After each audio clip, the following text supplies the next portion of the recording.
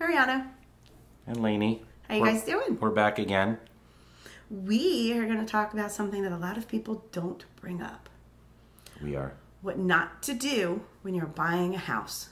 So you're ready. You've got the money saved. You got your pre-approval. Your credit's great. You're looking for a house, but you get super excited and super amped. And what's the first thing you want to do? Buy furniture. Don't do it. Don't.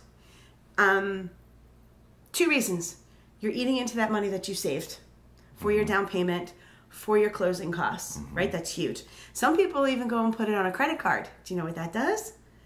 Messes with your credit and messes with your income to debt ratio, which then messes with your pre-approval.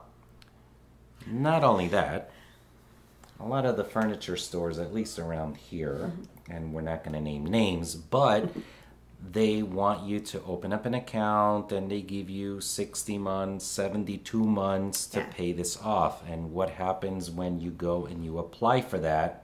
It hits your credit. It hits your credit. It throws everything out of whack. I just had a conversation with one of the lenders who they were working with a client to get them on their way to buying a house, and they went and bought a jet ski.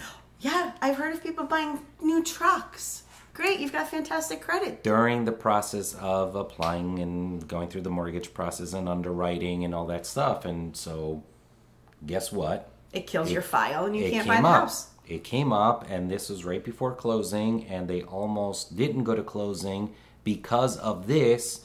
Luckily, the lender said, if you pay this off, then we can move forward. Right. So they had to pay it off.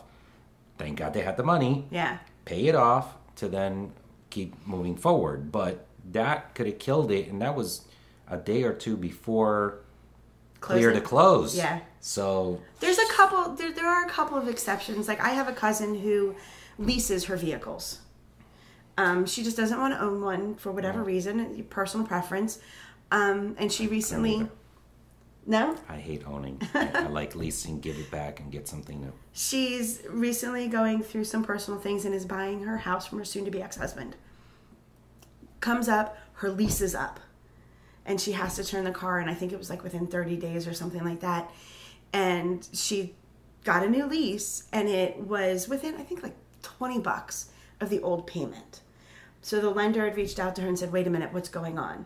So when he explained it's a lease and I had no other choice because my lease is up, he's like, okay, because it's a lease, it's not going to affect as much as buying something new would. And especially because it was only a $20 difference in the payment. So that's kind of an exception that I've come across, which is something to remember. But don't go running out and buying a car. Don't lease a car. Don't buy a boat. Don't buy a jet ski. Don't buy a plant. Just don't do anything. Try not to do anything credit related where it could really affect the underwriting process, and they can come back to you and say, hey, either you pay this off or we can't move forward, and now you lose the whole thing because you went and bought something crazy or applied for a credit card or anything. Just the best advice I can give you that I actually gave another buyer that I was working with, because she was worried about having enough for down payment and closing costs because she was getting conflicting numbers from her lender. One day he would say one thing, the next day he would say something else. So it was kind of throwing her off. If you don't need it, don't buy it. Yep. Wait. Buy your food. Do what you need to do to live. Pay your normal bills. Try not to change out of a normal routine. Don't buy anything expensive. Don't buy anything you don't need. Yeah. Especially on credit. Yes. I had a thought a second ago and it just totally escaped me. What else is new? Oh, that's true. That's very true. We go through this a lot. A lot. And then it'll come into my head and we're talking about something else. And I go, oh, I got it. It'll be in the next video.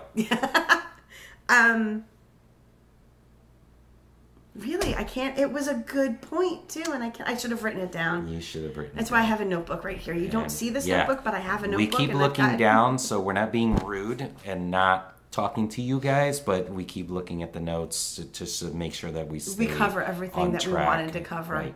But So on that note, That's going to drive me nuts. please, though. guys, for the love of God, do not buy anything on credit. I know some of you know this, but some of you don't. So we just wanted to throw that in there and touch upon that because it is a big deal. It's very important. The lenders will blow their stack and just call you up and say, hey, you know what? You just lost this house because you went and bought X, whatever. Right. So don't put yourself in that situation. Don't open any new credit cards. That too. Don't. I mean, I know you're gonna start to get phenomenal offers in the mail. Don't do it. I just remembered, and then I just lost it. Okay, so we're gonna leave that for the next video. I'll write it down next time. We will talk to you guys soon. Take care. Bye.